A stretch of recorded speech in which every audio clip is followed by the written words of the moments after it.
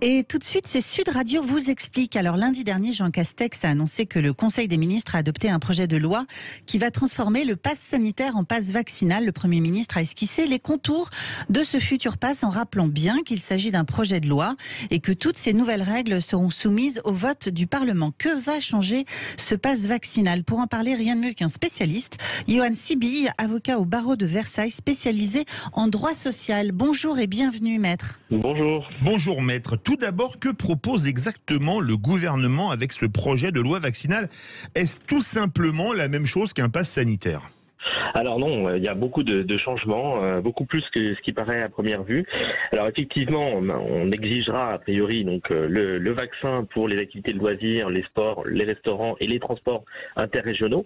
Mais vous avez des impacts en fait qu'on ne voit pas à première vue. Donc premièrement, du coup une obligation vaccinale de fait pour tous les salariés de ces professions. Donc ça c'est très important. Deuxièmement, on touche aussi donc les déplacements professionnels en transport, notamment en TGV.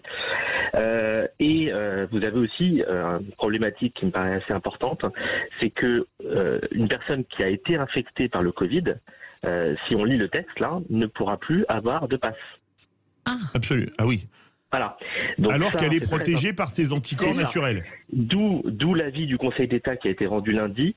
Donc la plus haute juridiction, qui dit qu'il faut impérativement que on modifie ce point-là. Bah oui, qu'il soit intégré. Oui. Voilà, parce que c'est une atteinte particulièrement forte aux libertés, c'est ce qu'écrit le Conseil d'État. Et puis après, vous avez un autre point aussi qui est encore très incertain et qui va dépendre du décret d'application, c'est la question du fameux double pass. On peut l'appeler autrement, mais c'est-à-dire le fait d'avoir le super pass exactement, avec vaccin plus test. Et en fait, quand on lit le projet de loi, on ne sait pas du tout à quoi ça va s'appliquer. C'est-à-dire qu'on ne sait pas si c'est les restaurants, les boîtes de nuit, on ne sait pas. En fait, on ne sait pas du tout. Voilà. Donc tout va dépendre du décret d'application qui sera pris après cette loi, si elle est votée, ce qui est fortement probable. Voilà. Et donc à ce moment-là, il y aura sûrement un recours qui sera fait devant le Conseil d'État. Alors justement, dans quel lieu sera-t-il obligatoire a priori, le pass vaccinal? Le pass vaccinal, il sera obligatoire pour les activités de loisirs, pour les sports, les restaurants et les transports interrégionaux. D'accord, effectivement. Alors, mais je voudrais vous poser une question, parce qu'il y a une question qui se pose. On a ouvert la vaccination aux 5-12 ans, on est d'accord. Est-ce qu'on va demander pour les sports, par exemple, pour les gamins de 10 ans qui jouent au rugby, où il y a quand même pas mal de contacts physiques, où on est couchés les uns sur les autres, notamment dans les rucks, d'avoir un pass vaccinal?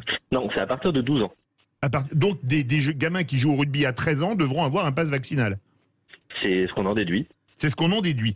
Voilà. Est-ce que vous supputez un risque de censure du Conseil constitutionnel si un jour le Conseil constitutionnel pouvait censurer une mesure du gouvernement, ce qui paraît hautement improbable depuis quelque temps? C'est mon point de vue et je le partage.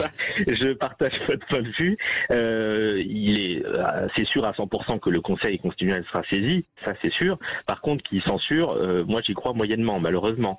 Mais c'est clair qu'on est dans la surenchère, dans l'atteinte aux libertés, et surtout la question, à mon sens, de la proportionnalité. C'est ce dont je parle depuis le début. Est-ce que ces mesures sont proportionnelles au but recherché? Voilà.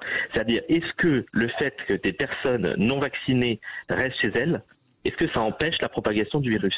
C'est ça la question. Alors justement, est-ce que vous voyez des angles morts dans la première version de ce projet de loi qui pourraient justifier des recours de la part de citoyens ou d'entreprises? C'est ce que je viens de vous dire, la question de la proportionnalité, ça c'est clair, et la question aussi du certificat de rétablissement, c'est-à-dire pour les personnes qui ont déjà eu le virus. Ça, ce sont clairement des angles morts. Alors justement, est-ce qu'on va pouvoir imposer le pass vaccinal à des personnes venant de pays étrangers où l'obligation vaccinale ne s'appliquerait pas? Parce que c'est quand même une vraie question aussi. Ouais, de la disparité. Oui. Très clairement oui, puisque là on a une obligation objective, c'est l'accès aux établissements. Donc peu importe la nationalité. Oui, alors je vous prends un exemple, vous êtes un touriste qui vient, je raisonne par l'absurde, parce que parfois il faut en absurdistan, vous avez un touriste qui vient d'un pays où il n'y a pas d'obligation vaccinale, il peut jamais manger dans un restaurant en France, faut qu'il s'achète et qu'il se fasse des sandwichs dans la rue, c'est ça? C'est exactement ça. Mais c'est pas seulement ça. Pour un pays très touristique comme la France, c'est compliqué. Mais c'est pas seulement ça, c'est qu'à l'aéroport de départ, on va pas lui demander ses justificatifs vaccinaux. À l'arrivée en France, on est censé lui demander, donc en fait, il devrait repartir. Il peut pas rentrer sur le territoire français. Pratiquement pas dans les aéroports, alors. C'est ça, on va bloquer complètement les personnes, en fait. C'est ça. C'est exactement ça. Je vous posais une question, où est-ce que ça va s'arrêter? Parce qu'il ne devait pas y avoir de passe sanitaire, il y en a eu un, il ne devait pas y avoir de passe vaccinal, il va y en avoir un. La phase suivante, c'est quoi, Yohann Sibylle? On se pose vraiment la question, là c'est vraiment la marche forcée à la vaccination. Hein.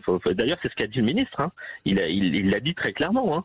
Là on est vraiment, on veut absolument que les 10% restants se vaccinent. Voilà. C'est l'objectif, clair et net.